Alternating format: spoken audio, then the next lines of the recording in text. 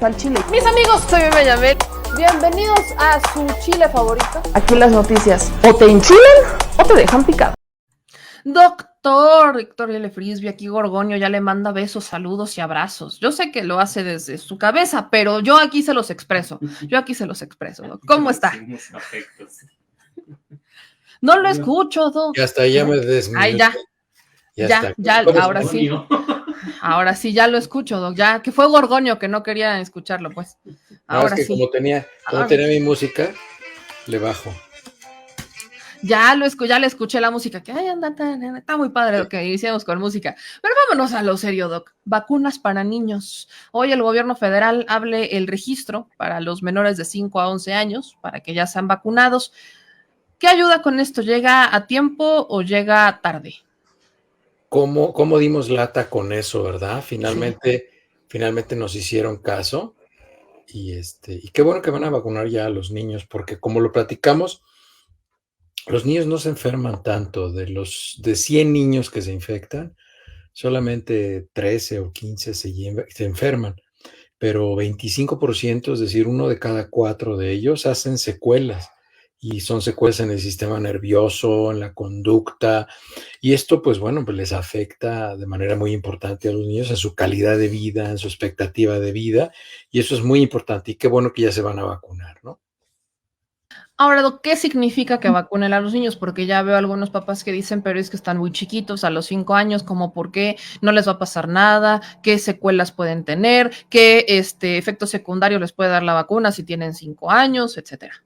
Es que sí les pasa, y sí les pasan las secuelas, y cada vez estamos viendo más niños. Hoy tuve una junta con el Departamento de Salud Pública del Estado de Colorado, y estuvimos revisando las estadísticas, y hay muchísimos niños que están llegando a la sala de urgencias porque no están durmiendo bien, porque ya no aprenden como antes, porque no pueden dormir, porque se les está cayendo el pelo, porque tienen dolor de cabeza. Incluso hay casos reportados de niños de 10 años con hipertensión arterial, es decir, se les sube la presión y no sabemos por qué, y es después de haberse infectado por el SARS-CoV-2 y haber tenido probablemente no síntomas, porque les digo, de cada 100 niños, vamos a decir, 13 tienen síntomas, 13 se enferman, pero 25 tienen secuelas, es decir, 12 niños, ahí más o menos como el doble de los que tuvieron síntomas, no tienen síntomas, pero sí tienen secuelas. Entonces, claro que se infectan, claro que se enferman y claro que tienen secuelas. Y los efectos secundarios de la vacuna son prácticamente nulos en el grupo de edad de 5 a 11 años. Prácticamente no vemos efectos secundarios. Digo, vemos los efectos que cualquier otra vacuna, ¿no? Que la vacuna del sarampión, la vacuna de la rubiola, que cualquier otra vacuna, la triple viral. No vemos efectos secundarios graves como vimos algunos, no graves, pero sí delicados en adolescentes o en hombres de 18 a 30 años, que se resolvían espontáneamente en 2 o 3 días, pero en los niños menores no vemos ese tipo de efectos. Ok, Doc, entonces los padres no tienen de qué preocuparse realmente, o sea, más allá de los efectos de la vacuna y demás. O sea, lo pregunto porque muchos están en la duda de, bueno, es que están muy chiquitos y qué tal si les hacemos más daño que bien. De hecho, los antivacunas es un argumento de los más que tienen los más sólidos, por así llamarlo, es el tema de la vacunación hacia los niños, que les va a pasar algo, que se les va a modificar, no el ADN, pero que se les van a modificar sus anticuerpos y vaya. La verdad, No hay mayor de... la verdad es que yo no pierdo tiempo con eso de las antivacunas, porque además de no entender de lo que están hablando, son hipócritas. Hace poco tuve una mujer que es antivacunas, que está en México, y dice, yo no he vacunado a mis hijos aquí en México. Pues no, pero se vino a Estados Unidos a vacunarlos. Entonces, Y es la misma vacuna la que está aquí que en Estados Unidos. Bueno. No les presto atención. Y mira, aquí Adriana Galván nos puso, es cierto, doctora, mi niña le dio COVID, tiene pérdida del cabello, la mitad de la cabeza ya le está creciendo, pero tiene otros huecos en otras partes. ¿Será que se le va a caer todo? No, normalmente la pérdida de pelo es algo que es de lo que mejor se recuperan las personas, menores o adultos. En un lapso de 6 a 8 meses ya la gente recupera su cantidad de pelo, pero ustedes nada más imagínense una niña de 10, 11, 12 años que tiene huecos así en la cabeza, que se les está cayendo el pelo, pues eso les afecta emocionalmente mucho. a los niños y a Claro. las niñas. Entonces, pues, si se puede evitar eso, pues bueno, pues adelante, ¿no? Ahora, Doc, pasando del tema de las vacunas, ahorita me iré a algunas preguntas que ya empezarán a hacer seguramente, si no, bueno, nos pasaremos de eso. Vamos a hablar de la Ujú. viruela del mono. Ya en México se habla de 5 casos detectados de la viruela del mono. Esto lo da a Ujú. conocer el subsecretario Hugo López-Gatell, pero en algún momento ya se está pensando en declarar una emergencia en la OMS o no sé, porque vemos cómo empiezan a hablar cada vez más de estos casos y vaya, nos tendremos que preparar para una emergencia sanitaria, pero ahora por viruela del mono. El jueves va a haber una reunión, o sea, lo anunció hoy el secretario el de la Organización Mundial de la Salud, el señor Ghebreyesus. Lo anunció que el jueves va a haber una reunión para ver si se declara la presencia de la viruela símica o la viruela del mono, si se declara como una preocupación de emergencia en salud pública a nivel internacional. Eso es un estatus que se le da. Y esto lo que hace, a mí la verdad es que me parecería muy bueno que lo declarara, porque pues, es una enfermedad que tiene, no sé, casi 65 años identificada en el mundo. No la habían investigado y no habían trabajado en ella porque no se habían infectado de manera tan importante personas de raza blanca, europeos o norteamericanos, canadienses, o personas en el continente americano, ¿no? Con todo México, Centroamérica y Sudamérica. Entonces, a mí me parece muy bueno que se investigue. A mí me parece que la gente no debe alarmarse, no debe preocuparse. Digo, hay 1,500 casos en todo el mundo confirmados o 1,600, una cosa así. Entonces, no es para preocuparse. Pero qué bueno que se investigue, qué bueno que se ponga un remedio, porque la mayoría de las personas identificadas positivas están en África y a esas personas nunca les habían hecho caso. Entonces yo creo que eso va a generar que se haga una vacuna y que se hagan medicamentos antivirales específicos para la viruela símica. Esto creo que ya lo habíamos mencionado hace unas semanas, pero yo sí voy a insistir como en el tema, Ujú. porque aquí hay un comentario que justamente dice, digo, qué bueno que ya lo van a investigar, pero de no haber sido porque esto llegó a países en donde la mayoría son blancos, pues entonces no estaríamos hablando de una emergencia, no estaríamos hablando quizás de buscar las soluciones, porque vaya, como les dio a los blancos, a los europeos, entonces sí preocupa, ¿no? Pero como les había dado a los africanos en un inicio, entonces ahí no pasa nada. Doc, para recordarle a la gente, ¿cuáles son los síntomas de esta viruela del mono? ¿Cómo aparece? ¿Cómo se contagia? Y después le pediré justamente su opinión sobre esta evidencia adicional de clasismo dentro de la Organización Mundial de la Salud. O sea, este clasismo, este elitismo que no debería de existir en la Organización Mundial de la Salud, creo que va totalmente en contra. Digo, sí, ahora sí que si me permiten una respetuosa opinión, si aparece algo que preocupa en India, en África, bueno, deberían de tomarlo en cuenta desde el origen, no cuando ya está afectando a los europeos o a los blancos en cualquier parte del mundo, ¿no? Así es. Pues la viruela se presenta con síntomas que se llaman síntomas de pródromos. Los pródromos son síntomas inespecíficos iniciales de una enfermedad y pues es fatiga, dolor de cabeza, escurrimiento nasal, dolor muscular, dolores la gente le llama en los huesos, pero en realidad son dolores musculares. Nada más, es como una gripa con muchos síntomas. Esos son los síntomas del pródromo. Y los característicos, pues son las que empiezan a ser como unas ronchitas rojas, que se empieza a levantar la piel, se llenan de un líquido, es decir, se forman unas vesículas, y esas vesículas no hay que reventarlas porque están ricas en virus. Esas están llenas de los poxvirus que causan la viruela del mono, y entonces hay que dejarlas. Y ya que se secan todas las lesiones que pueden salir en las extremidades, en la cara, en el cuerpo, ya que se secan todas, ya que no hay una que tenga todavía liquidito, ya que todas están en fase de costra, ese paciente ya no infecta, esa persona ya no es infectante a otros. Mientras siga teniendo ampollitas, sigue siendo infectante para otras personas. Ahora, Doc, me paso a otro tema antes de irnos a la sección de preguntas, que ya empezó a llegar varias, y tiene que ver con esto que aquí en México nos hace falta mucho, ¿no? Especialistas médicos. Vemos que el gobierno federal abre, ¿no? Como de ya, aquí están las plazas de especialidad, vengan e inscríbanse, pero ¿qué hace falta? Vemos que sí, cada vez se están inscribiendo más especialistas y demás. Lo que más se reporta que se necesita, pues son internistas, urgenciólogos, vaya, atender emergencias médicas para un hospital. Vemos que esos son los requerimientos, ginecología, obstetricia, son como los que más se buscan. Pero está este debate, porque hay dos debates. El de ciertos especialistas médicos que no quieren ir a las comunidades más alejadas por varias razones, y el argumento de estos personajes o de estos doctores que no quieren ir o que traen este debate de si van o no van, o si el gobierno federal les va a pagar o no les va a pagar, que hay quienes dicen que hacen falta un mayor control, aplicables. ¿Qué es eso de aplicables para las plazas de especialidad, Doc? No sé a qué se refiere el término de aplicables, pero mira, estos son los síntomas tardíos de una enfermedad que ya sabíamos que se iba a presentar. Hace muchos años empezaron a restringir mucho las plazas de especialidad.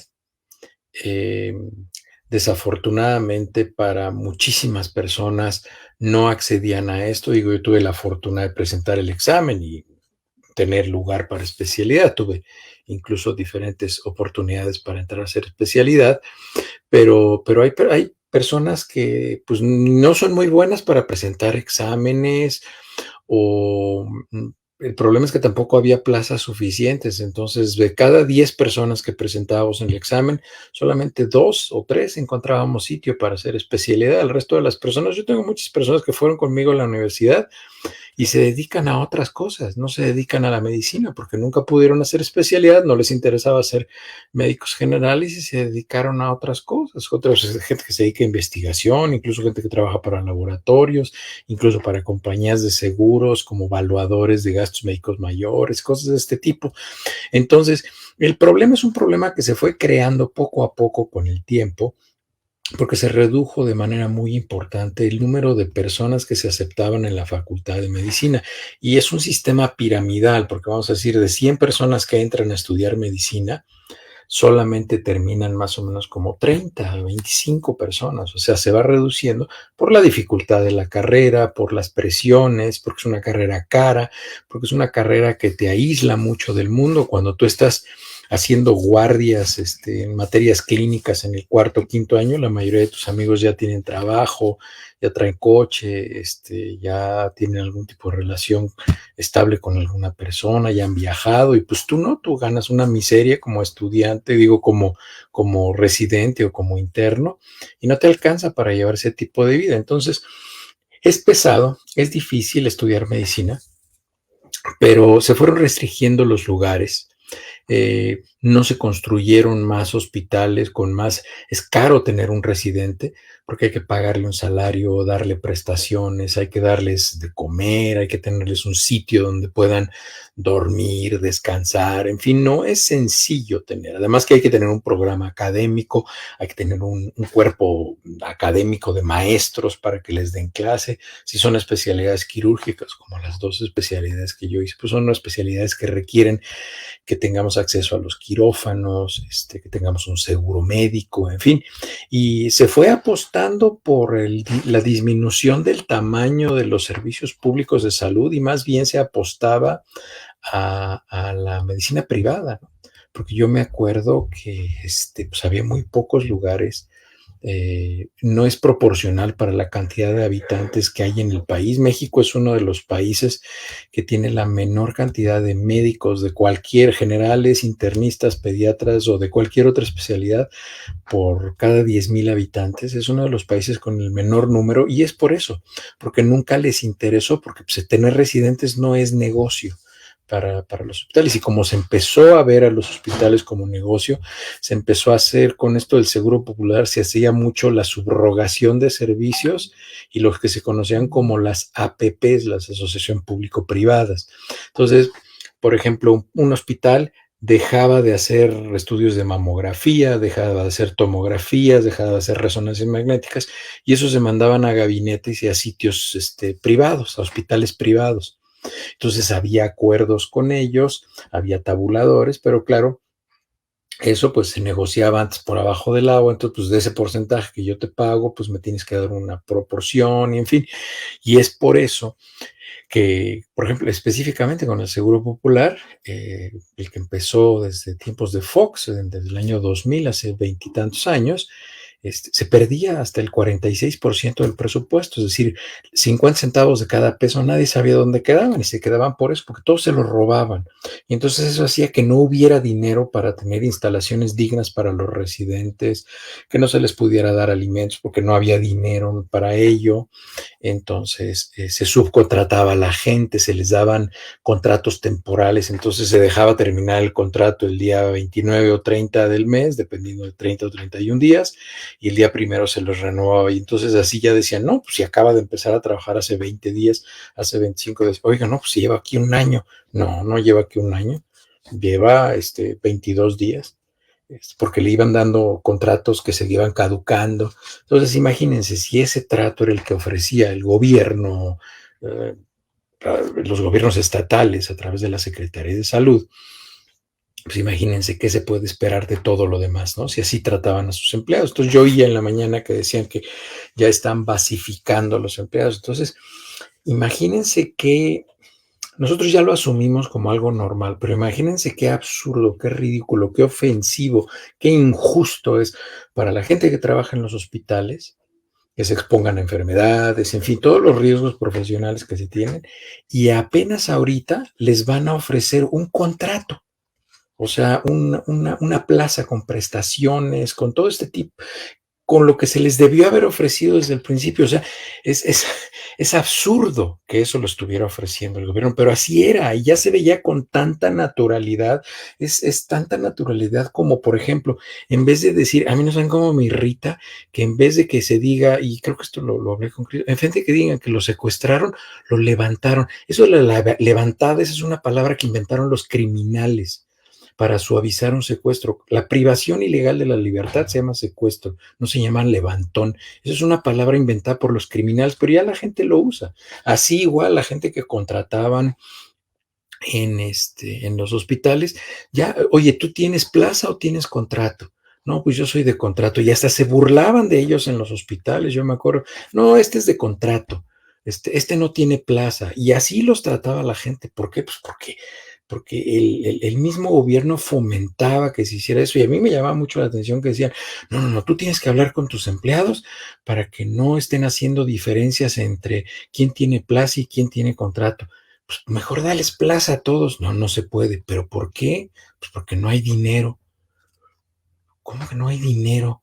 Pues no, que entonces que la inyección del dinero y que el seguro popular, que se van a subrogar, o sea, sí puedes subrogar servicios, sí le puedes dar trabajo, dinero y empleo a personas que están afuera del hospital y pagarle muy bien los estudios, pero no le puedes dar prestaciones a tu empleado que está en tu hospital viendo a tus pacientes.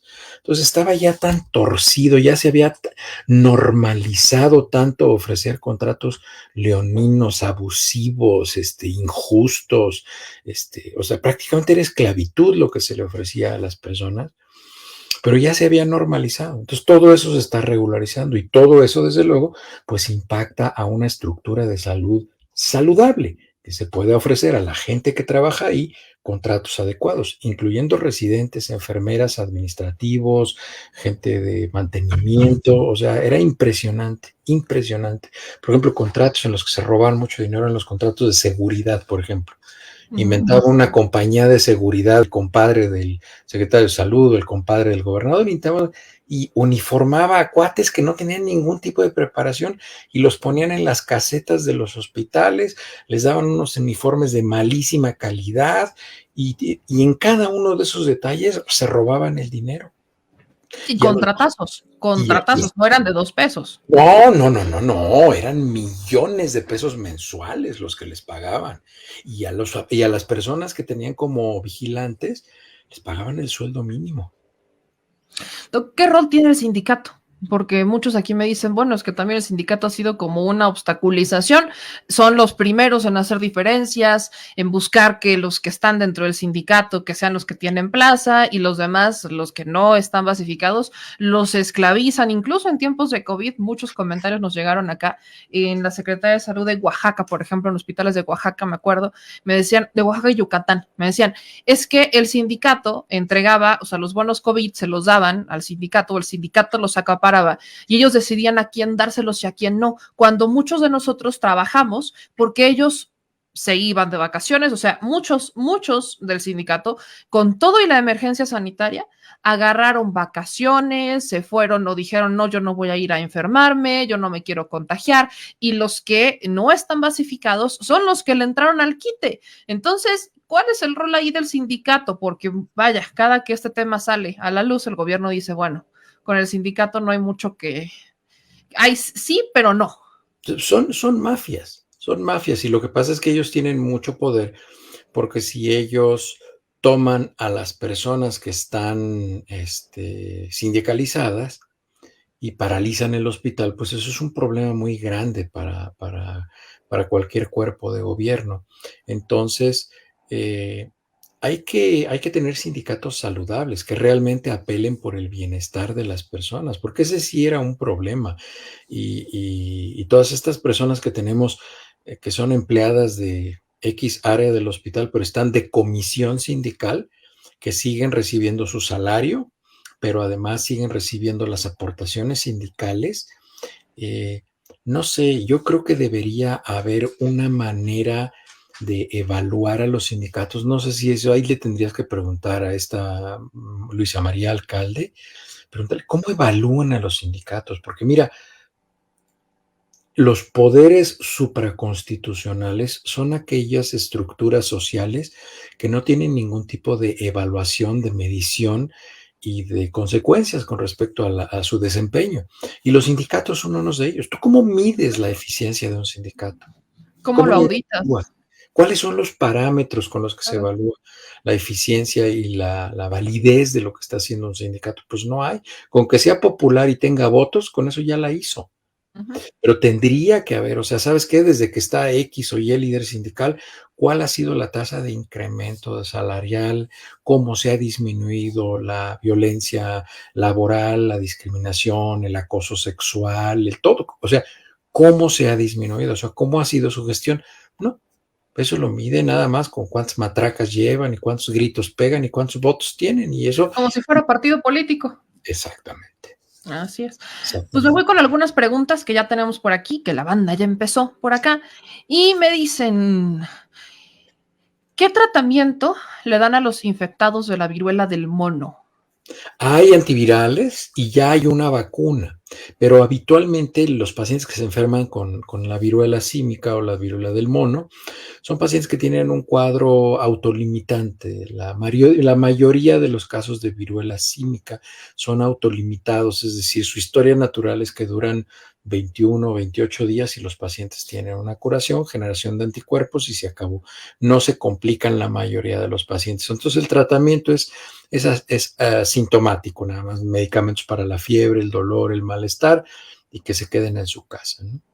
Nos dice Kira que qué tratamiento se debe llevar en casa, qué cuidados hay que se pueden llevar en casa, aquellos que tienen la viruela símica. Nada, su cuerpo los va a secar, eso va a ir disminuyendo la velocidad de replicación viral.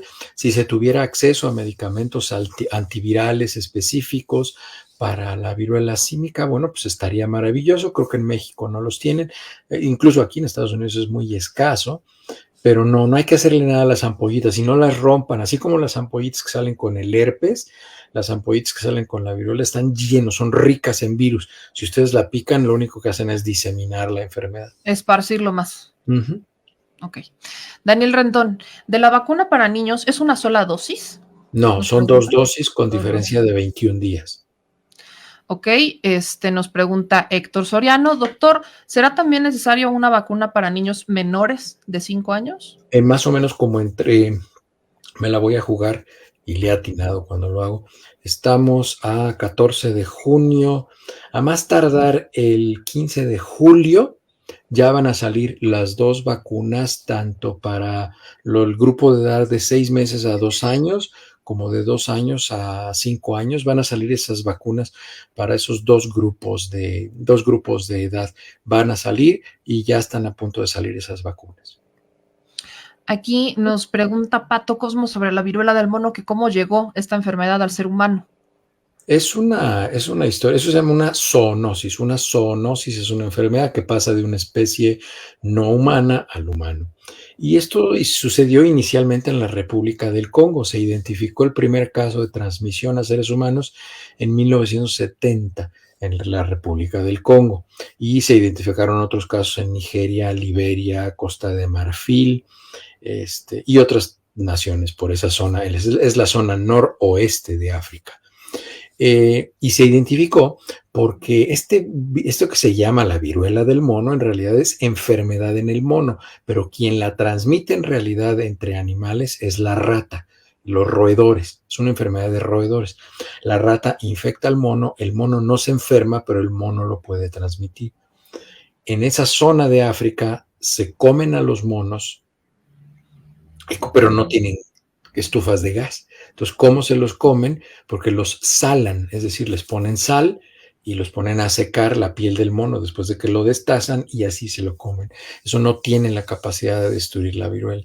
También en las heridas abiertas de los monos y en las uñas y todo esto tienen, entonces cuando rasguñan o muerden a alguien, porque los monos se utilizan como mascota, también así se transmite esta enfermedad y así es como pasó originalmente de los primates a los seres humanos. Y también, bueno, pues hay quien dice que hay ciertas prácticas sexuales que involucran a los monos y también de esa manera se pueden infectar. Nos pregunta Connie que si la viruela del mono deja marcas en la cara o en el cuerpo. Habitualmente las personas que tienen marcas por haber tenido la viruela prácticamente ya no existe, pero la viruela del mono son personas que se rompen las ampollitas o se rascan y se lastiman la piel. Habitualmente se resuelve y pueden quedar unas marcas imperceptibles en la cara o en los brazos, pero no tienen que tocar las lesiones. Espérense a que se les quiten y no se rasquen. Y por último, tenemos este comentario de Ralph que dice: ¿puede haber portadores de la viruela asintomáticos como el COVID que se infecten sin desarrollar la enfermedad? Es poco probable, pero sí es posible. Es poco probable. Habitualmente una persona infectada con viruela del mono va a tener síntomas, aunque sean los síntomas estos que les decía de pródromos y muy poquitas ronchitas, pero es raro encontrar un paciente asintomático infectado por el poxvirus o viruela símica. Y aquí Adriana, para cerrar esto, nos decía una pregunta más: si la caída del cabello por COVID-19 es por el nervio afectado, ¿esa afectación será permanente? Eso es lo que no sabemos aún, y sí hay teorías por las cuales se cae el pelo que sí involucran al sistema nervioso. Acuérdense que ya se los he dicho, el origen microscópico del COVID largo y las secuelas de COVID es porque se dañan el plastiquito que cubre los nervios, entonces los nervios dejan de ser eficientes en la transmisión de sus señales. Entonces, esa es la cuestión fundamental, el problema fundamental del COVID largo. Y no sabemos si va a ser para siempre. Pero, por ejemplo, hay cambios, el olfato, el gusto, la caída del pelo, que se recuperan pronto. Entonces eso nos mantiene la esperanza de que sí pueda ser. Y recuerden, la gravedad del COVID largo o las secuelas, la gravedad de las secuelas o del COVID largo está relacionado con la velocidad de replicación del virus. ¿Cómo pueden reducir la velocidad de replicación del virus? Vacunándose. Antes de irme, porque ya me van a colgar en la plaza pública, mi querida Claudia Mesa nos dice que entonces no tenemos que preocuparnos demasiado por lo de la viruela del mono. No, Claudia, acuérdate que para que se transmita la viruela del mono necesitas contacto íntimo, necesitas contacto muy cercano con una persona que esté infectada y pues vas a ver que tiene ampollas, ¿no? Que tiene lesiones o que se siente mal. Entonces necesitas contacto íntimo muy cercano y muchas veces necesitas tener algún tipo de lesión en la piel, una herida abierta. O sea, es visible, pues. Claro, pues si se les ven las ampollas, entonces pues yo lo que les recomendaría es que no tengan contacto íntimo de ningún tipo con una persona que tenga verrugas, ampollas o otro tipo de lesión. ¿Cuánto dura aproximadamente una persona con las ronchas y La, todo la el proceso? exantemática se llama, esa parte dura de 7 a 14 días. Ok. ¿Después de cuánto tiempo esta persona ya podría tener contacto con otras? Cuando estén todas las ampollas estén en fase de costra. Ok. Y Sandra nos dice, Meme Yamel, puedes preguntarle al doctor Frisby si los pacientes con mastocitosis sistémica pueden tener las secuelas en la médula espinal. Las secuelas de COVID. De COVID, supongo, pues Ujú. aunque no tengan mastocitosis sistémica, pueden tener secuelas de COVID, o sea, no tiene nada que ver. O sea, cualquier persona puede tener secuelas de COVID o podré no tenerlas. Recuerden, Una moneda al aire. Recuerden, las secuelas están relacionadas con la gravedad o con más bien con la carga viral que se llega a tener durante el tiempo que están infectados de COVID. Eso es lo que hace que esas pequeñas partículas se queden impregnadas a las vainas nerviosas y nuestro sistema inmunológico ataque de manera no selectiva las vainas nerviosas y entonces causa el daño por COVID. Recuerden que la mayoría del daño, incluso la muerte por COVID, está relacionado a una reacción inflamatoria sistémica severa. No es causada por el virus, es causada por nuestro sistema inmunológico que combate de manera muy agresiva y causa un proceso inflamatorio muy severo en los pacientes. Sí, mira nomás. Mira, échate, pero bueno, ponlo así, mira, ponlo así. Que se vea la lonja. Pura galleta, pura galleta. El señor productor. No, hombre, ya, para tus pesares, hazte para allá. En vez de que vayan a compartir el video, le van a poner dislike. ¿Qué pasó? ¿Qué pasó? Pues bueno, si les gustó este video, no se les olvide dejar su like, suscribirse y activar la campanita. Manitas, suelta las manitas. Suscríbete. Y si te gustó el video, suscríbete y compártelo, porque hay que descifrizar a la nación, ¿verdad? Al chile. Adiós. Discúlpenlo, tiene déficit de atención. Nos vemos.